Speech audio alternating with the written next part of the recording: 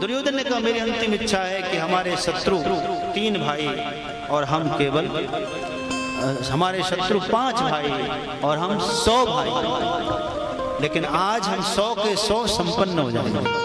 शत्रु के 5 पर आंच नहीं आ सकती, एक भी कम हम नहीं कर सकते।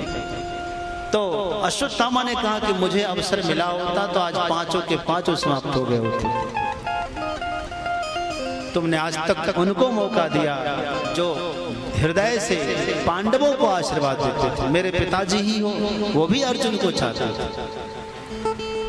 दुर्योधन ने अपने जंघे के खून से तिलक कर दिया, जाओ राजा जब तक जीवित है तब तक युद्ध समाप्त नहीं होता है।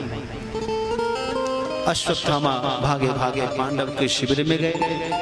अंधेरा हो चुका था, पांडव थे नहीं। पांडव के बच्चे बिल्कुल पांडव की तरह दिखते थे। भीम के अंश से जो पुत्र वे भीम की तरह दिखते थे, अर्जुन के अंश से जो पुत्र वे अर्जुन की तरह दिखते थे।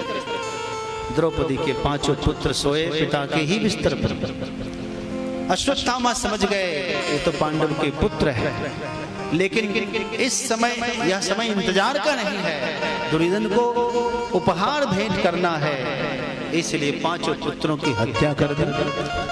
एक पोटली बनाई, 5 के सिर उसमें ले लिया, पीठ पर लाद करके चले जा रहे। जब वहां पहुंचे तो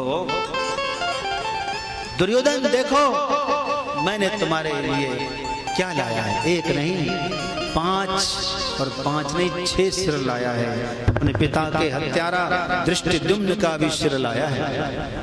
बड़ा खुश हुआ, तुमने तो वो कर दिया जो हमारे किसी पूर्वज ने नहीं किया। दुर्योधन ने कहा कि हमारी एक इच्छा है। बोले क्या?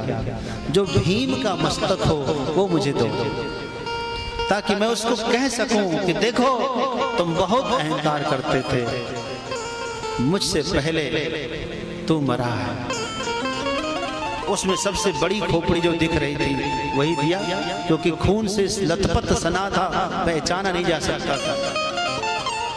दिया। दुर्योधन ने उसको दोनों हाथों से दबाया, वो खोपड़ी चूर हो गई।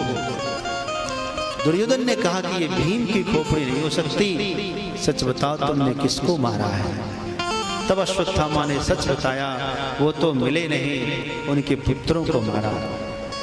तब दुर्योधन को गहरा शोक हुआ। मेरी दुश्मनी तो पांडवों से थी, उन पुत्रों से तो नहीं थी।